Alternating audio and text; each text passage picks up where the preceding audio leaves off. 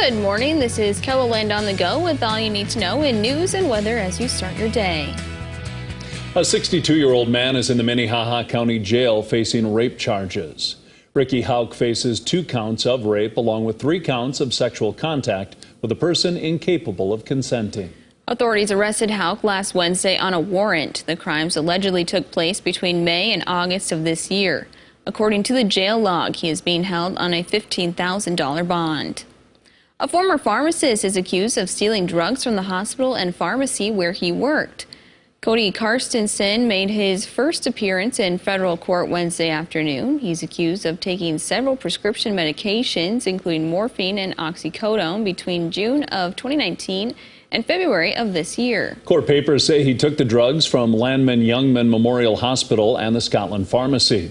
According to tax filings, Karstensen was listed as one of the 3 key employees at the Scotland Hospital in 2019 and 2020. A letter filed with the state says Karstensen voluntarily gave up his pharmacy license in July. Rapid City Police project the department will seize a record amount of fentanyl this year. From January through August of this year, police have found more than 890 grams of fentanyl. That's compared to 960 grams seized in 2021. Last year's record was 7 times the amount recovered in 2020. Earlier this week, we told you about a driver who had taken fentanyl prior to a serious crash. Police were able to resuscitate her with Narcan. Officers have had to use Narcan 18 times in the last year. Investigators are looking into what sparked a fire at an eastern Sioux Falls apartment building. Sioux Falls Fire Rescue says crews were called to the fire on East Bragstad Drive just after 10 o'clock Wednesday morning. Firefighters arriving on scene found smoke and flames in one unit of the building. Several animals were found inside. A cat and a dog died. Another dog was taken to the vet by animal control. Now let's get a check of this morning's weather with meteorologist Scott Munt. Seeing some colder temps today, Scott. Oh, we are looking at a cold day. Temperatures probably in the 40s and 50s for this afternoon. You know, I think a lot of us hit our high temperatures for the day during the overnight hours. And the numbers this morning into the afternoon, I would say steady, some areas slowly falling, with that north wind 15 to 30 miles per hour. But we are looking at warmer temperatures, but we'll have to wait until the second half of the weekend and for next week for that to happen. And more details on your forecast with Brian coming up. Thank you, Scott. We're getting a look at the latest campaign finance reports for a committee against banning new slaughterhouses in Sioux Falls. Sioux Falls Open for Business says it brought in just over $169,000. Nearly $137,000 of that came from multiple organizations, including South Dakota Soybean Association and Pipestone Holdings. Over $32,000 was raised from people in South Dakota, Minnesota, and Iowa. The committee says it spent nearly $37,000 on advertising and credit card fees. Tyson Foods is closing its corporate office in Dakota Dunes. The company says employees will be given the option to relocate to its world headquarters in Springdale, Arkansas. 2 other corporate offices in Chicago and Downers Grove, Illinois, will also be impacted by the announcement. The company plans to release more details over the coming months, which will include the remodeling of some existing facilities. The news of accusations that 2 anglers used weights to cheat in Ohio at a fishing tournament has reached South Dakota. This type of alleged cheating is not common. I've been doing this since 2008, and we've caught found weights in fish. Now, I'm not saying that hasn't happened. I'd be naive to think that all my anglers are the perfect anglers, and they're, because like I said, money's the root of all evil. And when you're writing checks like we are, it's you got to be on your toes. Underhill says most anglers are honest and tournaments work hard to keep their events free from cheating. To learn more from Underhill and 2 other anglers about Ohio and tournaments in the state, check a KELOLAND.com original story by Ray Yost on our website. One of the places veterans get to go on Midwest Honor Flight is Arlington National Cemetery. That's where veterans and their guardians witness the changing of the guard. It's a familiar spot for veteran Stan Snyder, who once served as a sentinel at the tomb of the unknown soldier. It's a great honor.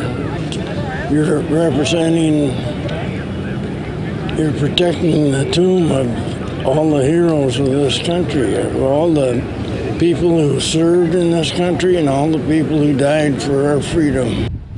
Snyder traveled on this trip with two of his brothers who also served our country. The Sioux Falls Figure Skating Club's successes are being honored on a national level.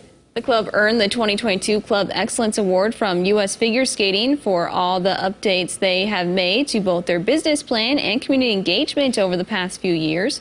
For 8-year-old Brinkley Bell, the club has become a great place to challenge herself and advance her skills. Because I learn more stuff, and it's kind of like harder to do, and my mom and I like challenging stuff. Last year, the club saw around 280 skaters on the ice. Shields is celebrating United Way Week today. There will be a hot dog grill out from 11 a.m. to 2 p.m. in the south parking lot. They'll be serving hot dogs, chips, and cookies. All proceeds will go back to the United Way and local nonprofits. It'll be $5 for lunch, $2 for an additional dog.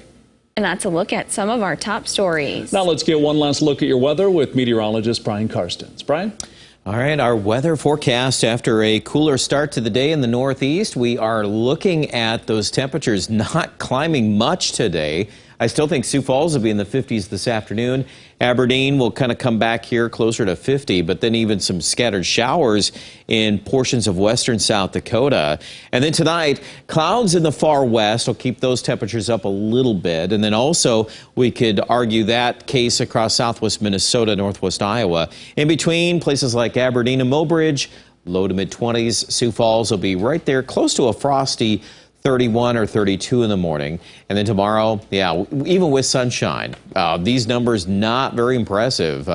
Looking at upper 40s and low 50s. And then we'll probably set up another frost freeze event for much of southeastern Kettleland into Saturday morning. Here's kind of a quick synopsis on those hourly temperatures. And we pause this at 6 a.m. on Saturday. And see that, Sioux Falls? Those hourly temperatures could even get down to 28. So that would be more in the freeze category. Northwest Iowa, too, kind of a candidate for that. All right, highs today, 53 Mitchell. Again, those are placeholders. Technically, some of the highs have already been reached. Sioux Falls would be in that category. Your 7-day forecast. Well, we're back to some nice autumn weather this weekend. Low 60s on Saturday, upper 60s by Sunday. And then look at that, Tuesday of next week all the way back to 73. And then, well, looking at this forecast for Aberdeen, about the same story. Not much moisture here. A lot of 60s, and harvest weather certainly abounds here. The forecast for Pierre in central South Dakota, mid and upper 60s for Saturday and Sunday. And Tuesday, about 75 for a high. And once we get to Rapid City, yeah, same talking points here. Mid and upper 60s this weekend, lower 70s by Tuesday. All right, that's your weather forecast. More updates online at kettleland.com.